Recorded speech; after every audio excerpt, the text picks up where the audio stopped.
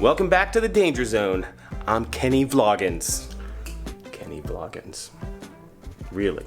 I'm running out the door right now so that I'm not late to the coolest session ever. I have been hired to photograph a 1955 Chevy BelAir, which is one of the most beautiful cars ever made. I know that this is gonna shock you, but not really a car guy.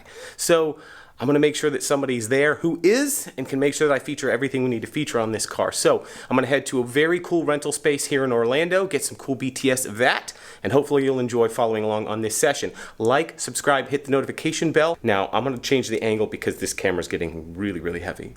So this is one of those commercial shoots where I've been hired by a third party and not the owner of the car because it's for a calendar and commercial publication. I'd like to take the opportunity, because the owner has been so cool to work with, to get a great picture of this car that's like his baby. You know, this isn't a guy who owns like 50,000 cars and has a big warehouse. This is a guy who this is like a project. This is his baby. And I want to make a beautiful print of this for him. So I'm going to use the R5, which I'm shooting on right now. I'm going to use this for the stills to get the highest possible resolution so that I can get some amazing fidelity all the way through with my Image Prograph 2100, and I like to surprise him with the print when it's all over. So let's see. So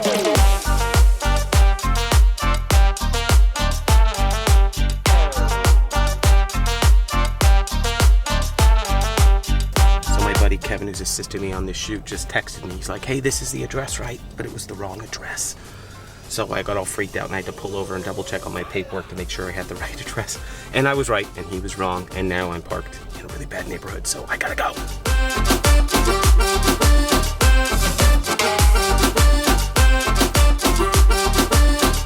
Arrived at the rental studio, just gonna go in and get the lay of the land, so let's go check it out.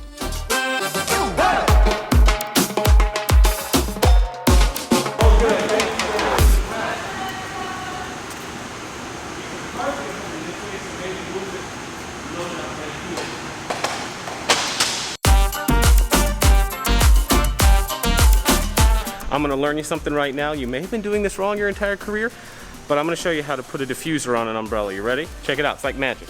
I did it right before. I was like, hey Kevin, let's film this. And then, all right, here we go.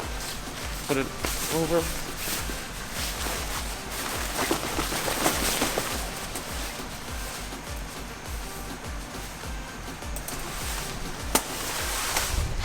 There it goes. Poof. That's how you do it.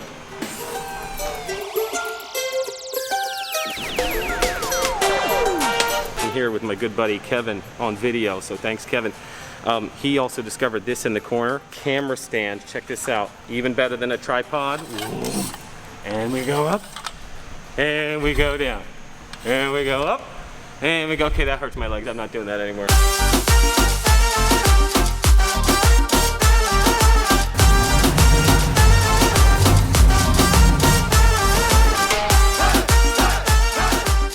Like a guy who has, like a Jay Leno who has 25,000 cars in a garage. This is like you and your dad built it. That's so rad, man. That is so cool. I love it.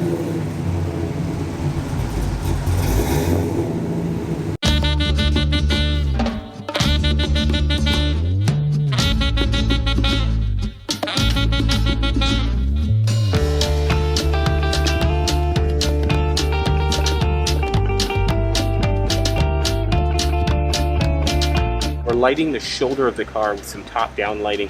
But we also need to use another light to light up the wheels and the other edges on the car. So I'm going to take my little flashpoint speed light and I'm going to run around and do spots to expose different parts that I can just rub in really easily. I'm not trying to create a whole grand composite, but a couple of shots like that, as long as the camera doesn't move, it should be a piece of cake, and you can now detail the car by painting little spots with that little speed light that we're going to use. So here we go.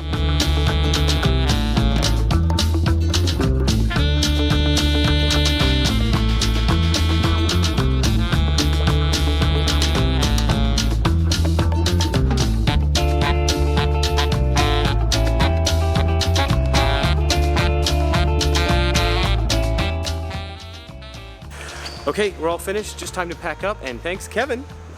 Let me focus on you. What's up, guys? Hey! At least I brought a real man who knows things about cars. But anyway, can't wait to get these in the computer and work on them and show you what we came up with. But now it's time to pack up because it's Saturday and there's stuff to do.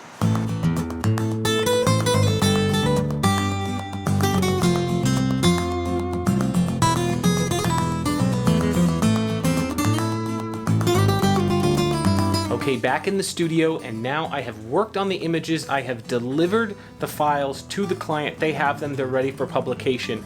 And now what I want to do is I want to make some prints for the owner of the car. Just a recap of kind of my methodology. When I was shooting on the cyc wall, I wanted to do top-down lighting to sort of accentuate the shoulder of the car, and then I knew that white background would give me a nice bounce up lighting, so I would generally have the car lit the way I wanted it to. Then to follow that up, I used a speed light to go around and accent all the little places on the car, the wheels, the front and back bumpers, the interior of the car, etc. So I'm almost certainly going to do a technical breakdown of the shoot and go behind the scenes a little bit more and talk about the gear and the lighting and the why, but I just wanted to give you kind of a basic understanding of my methodology going into it. So what's left to do is bring the images into Photoshop, pick out the ones I want to use in the composite, and then put them all together. Starting with a base layer, and then on top of that, all the little details until the image is finished. Go in there and clean it up, add a little color grade, and then print. Because the color and contrast are really, really important on this car and I want it to be punchy, I'm going to use the Canon premium semi-gloss paper, and I've got a great profile for that in the printer. So I came out of the shoot with two main images that are very different, one a profile and then one kind of an up-close exaggerated that shows the front grille of the car, and I'm going to print one of each for the father and for the son who built the car.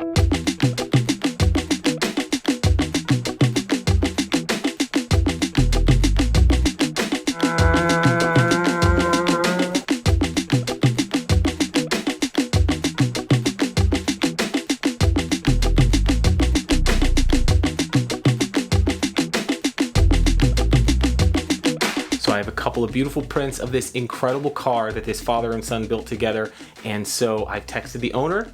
Can you tell I have kids? And he's available this week, and so I'm going to see if he's either going to come to the studio and get him or I'm going to deliver him. I haven't worked that out yet, but you'll get to see it, so that's pretty cool.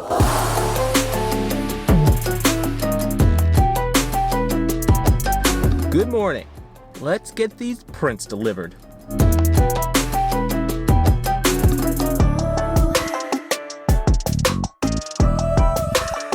I didn't know if they give you anything from the shoot, and since you not sure what they'll do. Surrendered your car, I don't know, so I wanted you to have something. So I made these for you and your dad. Oh wow. Oh wow, look at that. That's gorgeous. Pretty cool, right? You made that. That's gorgeous. I love it. Yeah, well you and your dad have to fight over who gets what one because they're both different. Here, let me hold that one for you. Wow. Take the other one out. What do we got here? It's like a kid at Christmas right now. I know, right? You can't be more excited than this. No. Oh wow. That one, I don't know which one's my favorite. It's hard to tell. No, that's gorgeous. Yeah, man. You guys are awesome. You're great at what you do.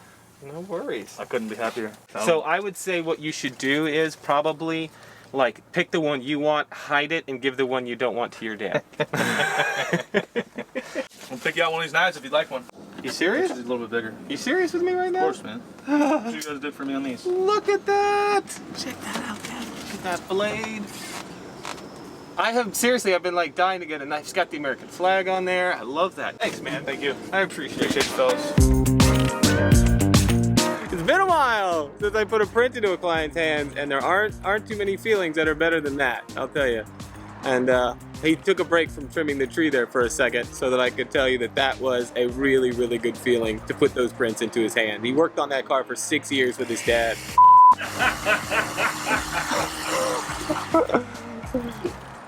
Doesn't the whole world know that I'm vlogging? I'm vlogging over here. I'm vlogging. So next time, Kevin, what we'll do is we'll pick a spot right next to the interstate. Yeah, let's do it. And then we'll find a place where people are also trimming trees.